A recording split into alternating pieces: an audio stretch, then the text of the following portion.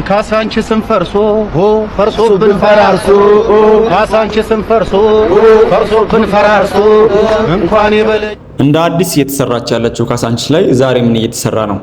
ሰላም አዲስ እባላለሁ።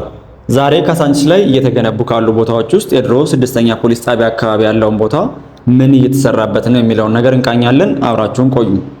ይህንን ቦታ ካቮድ ኮሜርሻል የሚባል ድርጅት የያዘው ሲሆን እዚህ ጋር እየተገነባ ያለው ሙሉ ለሙሉ የንግድ ሱቆችን የሚይዝ ህንጻ ነው። ሶስቱም ሳይድ አስፋልት ዳር የሆነ G+11 ህንጻ። ከግራውንድ ጀምሮ ያሉ ሱቆችም ለህብረተሰቡ ለሽያጭ ቀርበዋል። ህዝቡን ባማከለ ዋጋ ማለት ነው። ለምሳሌ 10 ካሬ አንደኛ ወለል ላይ መግዛት የሚፈልግ አንድ ግለሰብ በ744 ሺህ ብር የንግድ ሱቅ እዚህ ቦታ ላይ ማግኘት ይችላል ማለት ነው። በተጨማሪም ሱቅ ሲገዛ ስፔሲፊክ የሆነ ቦታውንና የሱቅ ቁጥሩን ጭምር መርጦ ውሉ ላይ አንድ ላይ ይያዝለታል። ከዚህም በላይ በጣም ብዙ ጥሩ ነገሮች እንዳሉ ሰምተናል። ታዲያ ስለዚህ የንግድ ሱቆችን ስለያዘ ህንጻ ዘርዘር ያለ መረጃ የምትፈልጉ ከሆነ ከታች የማስቀምጥላችሁ ስልክ አለ።